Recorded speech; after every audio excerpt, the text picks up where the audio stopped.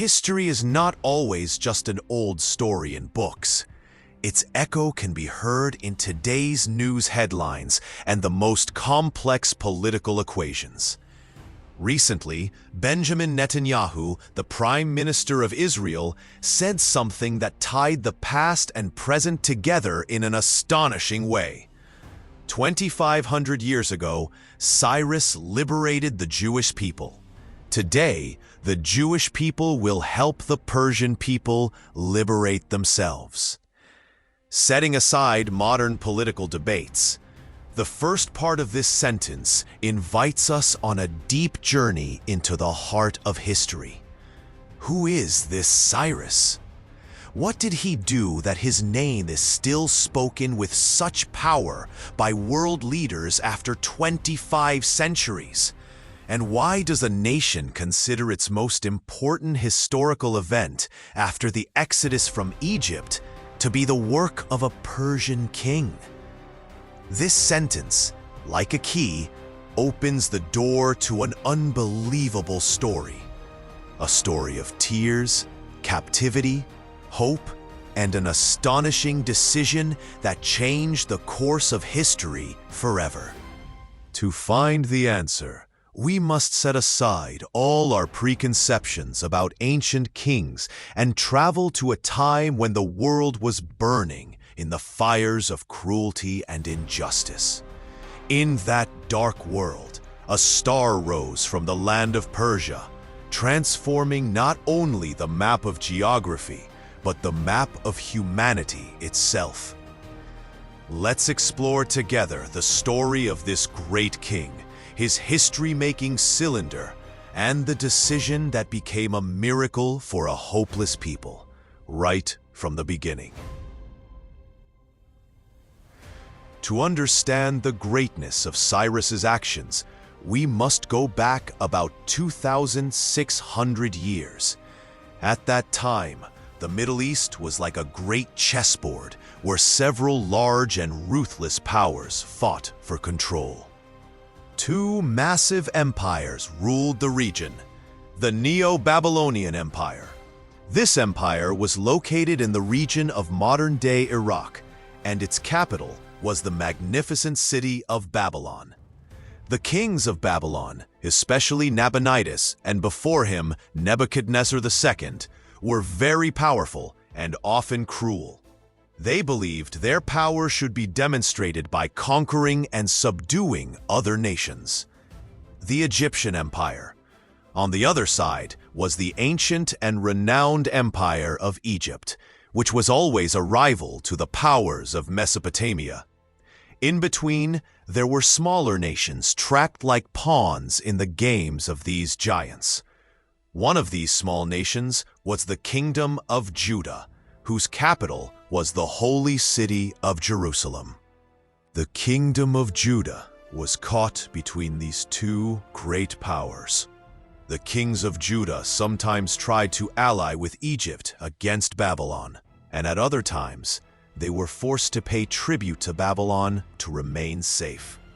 This dangerous political game eventually ended in disaster. Nebuchadnezzar II, the mighty king of Babylon, was enraged by the disobedience of the Kingdom of Judah. He decided to put an end to this problem forever. Around the year 587 BC, the great army of Babylon attacked Jerusalem. This was no ordinary attack. Nebuchadnezzar ruthlessly besieged and destroyed the entire city. What happened was a national and religious tragedy for the Jewish people. The most important and sacred place for the Jews was the great Temple of Solomon. This temple was not only a center of worship, but the heart of their social and cultural identity. The Babylonian army burned this temple and razed it to the ground. For the Jewish people, it was as if their very heart had been torn from their chest. Nebuchadnezzar was not satisfied with destroying the city. he forcibly relocated tens of thousands of Jews from their homeland, including elites, artisans, priests, and their families. They were forced to walk hundreds of kilometers to reach Babylon.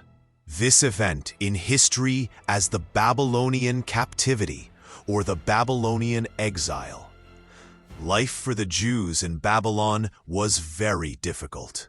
They were no longer free citizens, but an exiled and defeated community.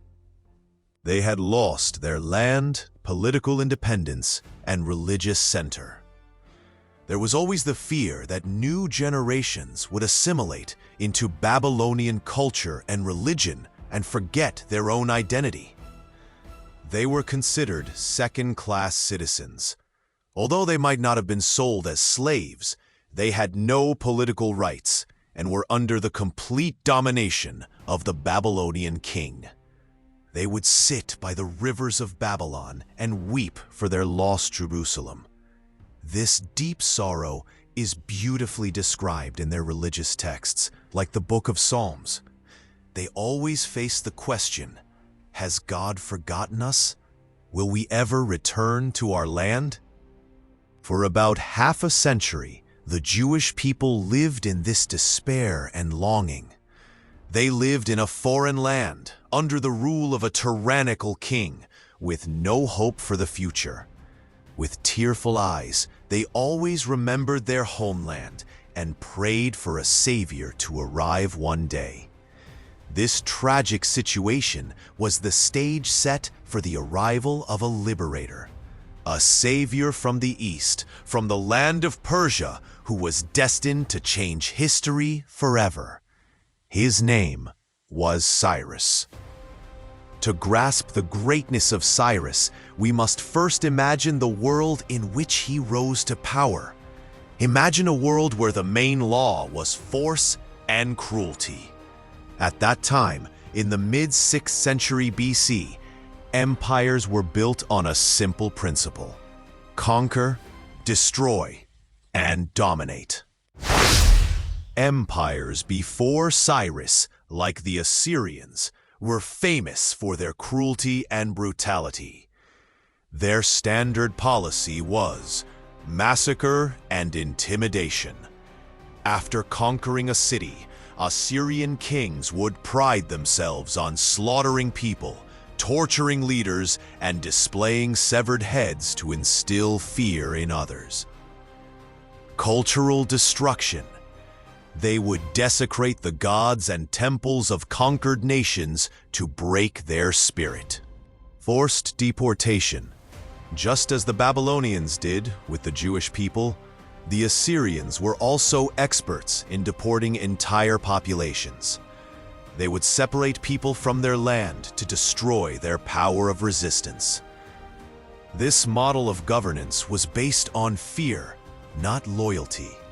The Babylonian Empire, which succeeded the Assyrians, continued this policy with less intensity.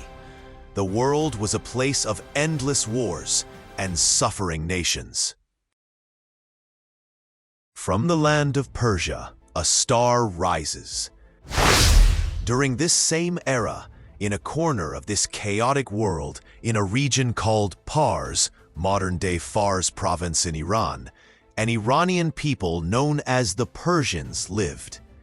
They were not a great power at the time and were under the rule of their more powerful relatives, the Medes. The Median Kingdom, with its capital at Ecbatana, modern-day Hamadan in Iran, was the main power on the Iranian plateau. Around 559 BC, a young man named Cyrus came to the throne in Pars. He was from a noble family called the Achaemenids, but he was not destined to remain just a small local king. He had great and different ideas in his mind. Cyrus's first major move around 550 BC was to rebel against the Median king. Everyone expected a bloody war and revenge, but after his victory, Cyrus did something that astonished everyone. Instead of humiliating and destroying the Medes, He unified the Persians and the Medes into a single joint empire. He kept many of the Median generals and nobles in their positions. He chose Ecbatana, alongside Pasargadae, as one of the important capitals of his new empire. This was the first sign of a new way of thinking. Instead of building an empire based on one dominant people and other vanquished ones, Cyrus thought of building a unified nation of diverse peoples. The conquest of Lydia and a lesson in mercy, circa 547 BC. Cyrus's rapid rise to power worried neighboring kings. Around 547 BC, Croesus, the wealthy king of Lydia in modern-day Western Turkey, decided to attack Cyrus. But with a lightning-fast move, Cyrus reached Lydia and conquered its capital, Sardis. According to the traditions of the time, Croesus should have been executed. But Cyrus pardoned him and even appointed him as one of his close advisors. This news resounded like a bombshell in the ancient world. A king who doesn't kill his defeated enemy but instead uses his wisdom? This was something completely new. Now, only one major rival remained, the Babylonian Empire. At that time, the king of Babylon, Nabonidus, was very unpopular among the people and priests due to his neglect of Babylonian gods and traditions. The people were dissatisfied with his rule. Cyrus cleverly used this social situation. In October of 539 BC, he approached Babylon. Contrary to expectations, no great battle took place. The people, and even part of the Babylonian army, opened the gates to him. Cyrus entered Babylon as a liberator, not a destructive conqueror. He respected their temples and presented himself as someone sent by the great god of Babylon, Marduk, to establish justice. It was here that the peak of his genius and humanity became apparent. He understood that a stable empire is built with satisfied hearts, not with drawn swords. By respecting the cultures, religions, and traditions of all the peoples now under his command, he laid the foundations of a unique, multinational empire. An empire where the captive Jews, for the first time in half a century, would taste hope and freedom. An astonishing decision, the declaration that shook the ancient world. Date: October 539 BC.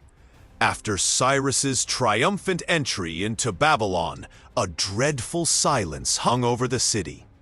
The people of Babylon, and more importantly, the exiled peoples like the Jews, held their breath. The unwritten rule of war in the ancient world was crystal clear. The conquered people were either killed or enslaved. The city was plundered and destroyed. The statues of the defeated gods were taken as war booty to the conqueror's capital to be humiliated. The exiles were a treasure trove of cheap labor, and no conqueror would easily set them free. Everyone expected Cyrus, this new king, to follow one of these brutal policies. But Cyrus was about to break all these rules and write a new chapter in the history of humanity. Instead of bloodshed and plunder, Cyrus issued a decree that challenged the policies of his time. This decree, the content of which was later inscribed on the famous Cyrus cylinder, included several unbelievable principles. Cyrus declared that not only the Babylonians, but all peoples living in the empire were free to worship their own gods. He even paid respect to the great god of the Babylonians, Marduk, and presented himself as someone chosen by Marduk to establish order and justice. This won the hearts of the priests and the people of Babylon. The most shocking part of the decree was this: Cyrus declared, all the peoples who were the kings of Babylon brought here by force, including the Jewish people, are free to return to their own lands. Furthermore, Cyrus ordered that all the precious and sacred items that the Babylonian king had looted from the temple in Jerusalem, such as gold and silver cups, be returned to the Jews. He even went a step further and announced that the Persian imperial treasury would cover the costs of rebuilding the Great Temple in Jerusalem. For the Jewish people, this decree was more than a political decision. It was a divine miracle. They had lived in exile for nearly 50 years, from 587 to 539 BC. A generation had been born in Babylon who had never seen Jerusalem. The hope of return had almost vanished. Now, suddenly, a foreign king from a distant land not only freed them, but also helped them rebuild their identity and religious center. The Jewish people, with eyes full of tears of joy, prayed for Cyrus and called him God's messenger. They returned to their homeland with joy and told the story of this kind Persian king from generation to generation. This event was so amazing that the writers of the Hebrew Bible praised Cyrus with titles they had never given to any other non-Jewish king. In the book of Isaiah, Cyrus is explicitly called the Lord's anointed, meaning the chosen one of God and God's shepherd, who came to fulfill the divine will for the liberation of his people. This beautiful story is not just found in religious books. Fortunately, we have a unique archaeological document in our hands, the Cyrus cylinder. This clay cylinder, found in the ruins of Babylon in 1879 AD, is inscribed in Babylonian cuneiform and expresses these exact policies in Cyrus's own words. A part of this cylinder reads, "I, Cyrus, gathered all their exiled people and returned them to their homes. And the gods of Sumer and Akkad, by the command of Marduk the great lord, I returned them safely to their shrines, places that make their hearts happy." This cylinder, known as the world's first charter of human rights, is proof that Cyrus's policy was a historical reality, not a myth. The question is, why did Cyrus do this? This historic decision was rooted in two important factors. First, a deep humanistic belief. It seems Cyrus truly believed in a form of tolerance and respect for other cultures. He saw himself not as a destroyer, but as a reformer who had come to correct the injustices of the previous kings and restore peace to the lands. Second, a shrewd political strategy. Cyrus was a genius politician. He knew that a vast, multinational empire could not be governed by the sword alone. By freeing the exiled peoples, he created loyal allies for himself instead of defeated enemies. The Jewish people on the western border of the empire, near the perennial rival, Egypt, could be a loyal and grateful buffer zone. By respecting local religions, he prevented religious uprisings that could have weakened the foundations of his rule. In the end, Cyrus's amazing decision not only changed the fate of the Jewish people, but also created a new model for governance in the ancient world. An empire built on mutual respect and loyalty, not on fear and oppression. Perhaps after reading the story of the liberation of the Jewish people, you might ask, is this just a beautiful story from religious books? Or is it a historical fact? Did a king in that dark era truly have such enlightened ideas? Fortunately, history has given us a solid and undeniable piece of evidence. This evidence is a small clay cylinder, but it holds a value greater than all the treasures in the world. In 1879 AD, about 145 years ago, an archaeologist named Hormuz Rassam, working for the British Museum, was excavating the ancient ruins of Babylon in modern-day Iraq. Among the bricks and rubble, he found a clay cylinder about 22 centimeters long, inscribed with a long text in Babylonian cuneiform. At first, it might have seemed like an ordinary inscription, but upon its translation, the world of archaeology and history was stunned. This was the official decree of Cyrus the Great after the conquest of Babylon.